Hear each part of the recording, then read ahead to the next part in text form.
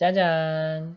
네, 김상태 선생님과 함께하는 야! 신나는 동영상이다. 드디어 2단원으로 넘어왔습니다. 길고 긴 1단원이 끝나고요. 2단원으로 넘어왔어요. 허헉! 왜 이런 사진으로 시작했냐고? 기념입니다, 기념. 개구리 닮은 선생님 얼굴 보면서 시작해 보도록 하겠습니다. 작년 겨울의 모습이에요. 지금은 어떤 모습일까요? 네, 이런 모습입니다. 이틀 만에 좀 씻고 면도도 하고 이렇게 나타난 모습으로 지금 방금 한 30분 전 이런 모습이에요. 이 얼굴이 이렇게 바뀌면 얼마나 좋을까요? 와, 진짜 말도 안 되죠. 네, 그러면 이 새 얼굴에 이게 뭐야? 얼굴을 보면서 드는 생각 딱 이거밖에 없습니다. 이게 뭐야? 네, 그러면 작년에서 현재 선생님의 얼굴 변화, 그 다음에 말도 안 되지만 일어날 리 없는 변화지만 이 두 번째 변화, 이 두 개의 변화, 1번 변화와 2번 변화가 우리가 살펴볼 내용하고 아주 관계가 많다. 그래도 실제 현실로 일어나니 가능한 변화와 도저히 일어날 것 같지 않으니 근본적인 차이가 있는 이 변화, 우리가 이 두 가지를 배워볼 거다라는 겁니다. 결국 공부로 가네요. 그래서 2단원 제목 화학 반응의 규칙성. 아주 충격적인 사진을 보면서 시작되는 2단원입니다. 그 중에 시험 범위는 요 물질 변화까지 들어가고요. 화학 변화와 질량 관계는 다음 기회에 배워보도록 하겠습니다.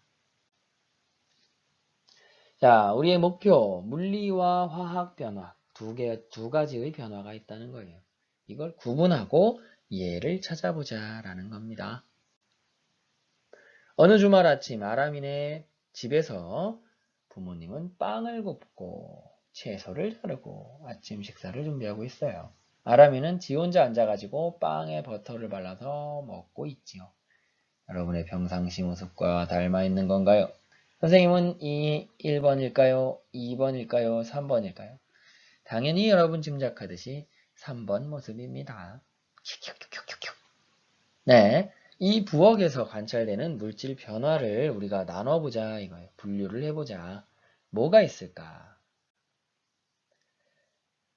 요걸 얘기하기 전에 양초가 어떤 식으로 변화하는지 살펴보도록 하겠습니다. 그럼 조금 알게 될 거예요. 양초를 연소시킬 때 나타나는 변화가 뭐가 있느냐? 분류해보자 이겁니다. 그 전에 우리가 살펴보고 들어갈 거 푸른색 염화 코발트 종이라는 게 있습니다. 염화 코발트라는 녀석인데 푸른색이에요 지금. 이 종이는 물을 만나면 붉게 변합니다. 붉게. 사랑하나 봐요. 그 다음 석회수라는 애는 이산화탄소를 만나면 뿌옇게 변화합니다. 그 다음 벌써 새벽 2시가 다 돼서 졸립니다. 이산화탄소는 공기보다 밀도가 커서 공기랑 같이 있으면 가라앉아요. 이 세 가지 특징을 기억하면서 들어가 보겠습니다. 먼저 양초를 연소 숟가락에 꽂고 촛대라고 생각하시면 돼요. 불을 붙인 다음에 촛농이 생기면 떨어뜨립니다. 촛농이 똑 떨어지죠? 그럼 어떻게 돼요? 딱딱하게 굳습니다. 이걸 고체 상태라고 하죠. 아까 두 번째 사진 변화를 볼 때 뭔가 마음이 이게 뭐야 하면서 고체 상태로 굳어져 버리는 것 같았어요. 안타까운 일이죠. 그 다음 이 연소 숟가락을 집기병 안에 넣고 유리판으로 집기병 옆을 덮습니다. 뭔가 막는 거죠. 그럼 어떻게 되냐? 그럼 어떻게 돼요? 양초 불이 서서히 작아지면서 꺼져요. 그 다음 집기병에서 숟가락을 꺼낸 다음 염화 코발트 종이, 푸른색 염화 코발트 종이를 넣어봅니다. 어떻게 되냐? 예상했던 대로 붉게 변합니다. 그 말은 이 안에 뭐가 있다는 거야? 물이 있구나. 오예. 그런 다음에 석회수를 집기병 안에 넣고 유리판으로 완전히 덮고 흔듭니다. 그랬더니 석회수는 어떻게 되냐? 뿌옇게 변합니다. 오, 예상했던 대로. 그럼 이 안에 뭐가 있었다? CO2, 이산화탄소가 있구나 알 수 있습니다. 정리해보면 과정 1에서 촛농이 떨어져서 고체로 굳어버리는 거. 고유한 성질이 변하나요? 그럼 다시 촛농이 원래 딱딱하게 있을 때처럼 그대로 돌아가죠? 아, 성질이 변한 건 아니구나 알 수 있습니다. 변하지 않았어요. 그 다음 우리 3에서 알 수 있는 거 뭐였어요? 파란색 염화 코발트 종이가 붉게 변하네. 예, 물이 생겼구나. 촛농은 분명히 물이 아닌데 연소하면서 뭐가 생겼다? 물이 생겼다. 오이압. 양초의 고유한 성질이 변했습니다. 물에서 다시 양초 못 만들죠. 만들기 어렵습니다. 고유한 성질이 변했네? 오이압. 앞에 거랑 뭔가 다르다는 걸 알았죠? 그 다음 4의 결과로 할 수 있는 건 뭐냐? 석회수에 통과시켰더니 석회수를 넣고 흔들었더니 뿌옇게 흐려졌다. 아, 이산화탄소가 또 생겼구나. 물과 이산화탄소가 생겼다는 거예요. 그러면 양초의 고유한 성질 역시 변했다라는 걸 알 수 있습니다. 뿌옇게 아니죠. 이 양초가 녹아서 촛농이 됐다가 딱딱하게 굳어지면 다시 양초가 생기지만 물과 이산화탄소를 그냥 가만히 두면 양초가 다시 안 되죠.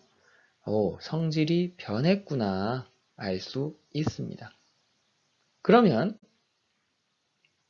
구분할 수 있겠죠. 양초를 연소시킬 때 고유한 성질이 변하는 그런 변화가 있고 고유한 성질이 그대로 유지되는 이런 변화가 있을 거다. 살펴보면 크게 두 가지로 이렇게 구분할 수 있는데 고유한 성질이 바뀌는 이런 변화는 타면서 빛과 열이 발생하는 거. 없던 빛과 열이 생겼죠? 그 다음에 그름이 발생하는 거. 요런 거. 그 다음 고유한 성질 변화 없는 거 뭐예요? 촛농이 발생했다가 이건 뭐예요? 고체가 녹은 거지요. 그랬다가 다시 굳어서 원래 촛농대로 초로 돌아갈 수가 있습니다. 변하지 않은 거예요. 그 다음에 촛농이 심지를 타고 올라가서 기화, 우리 초 태울 때 나는 냄새 있죠? 그런 애들, 얘가 양초가 녹아서 올라간 다음에 기화되는 거예요. 얘도 역시 양초가 기체가 된다고 해서 성질이 달라지는 게 아니라 다시 얘를 모아서 굳히면 원래 촛농으로 돌아갑니다. 그리고 양초 모양이 변하는 것도 성질이 변하는 건 아니죠. 보기에 달라지는 거예요.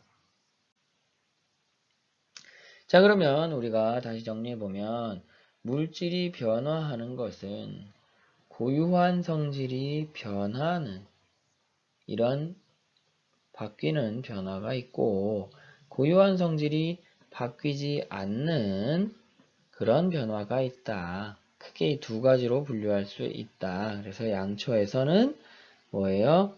빛과 열을 내며 타는 현상, 그 다음에 그름, 이런 것들이 이산화탄소 생기고 이런 거, 이게 고유한 성질이 변하는 거고요. 타는 거. 그 다음에 촛농이 녹는 거, 다시 굳는 거, 이런 것들은 고유한 성질이 변하지 않는 그런 변화다. 두 가지로 크게 분류를 해볼 수가 있었고, 나의 얼굴은, 선생님의 얼굴은 절대 그의 얼굴이 되기 어렵다. 셀프 디스하고 있죠? 아주 안타까운 현상이지만 어쩔 수 없습니다. 물론 돈이 엄청 많다면 가능할 수도 있지만요. 네, 이렇게 내용을 정리해 보면서 우리 다음 시간에 이 두 변화에 이름을 한번 붙여주자라는 거예요. 고유한 성질이 바뀌는 변화, 바뀌지 않는 변화, 어떻게 이름을 붙여줄 거냐, 그리고 그 예시들을 조금 더 다양하게 살펴보도록 하겠습니다. 그러고 나면 시험 범위 이제 거의 끝나는 거죠. 안녕.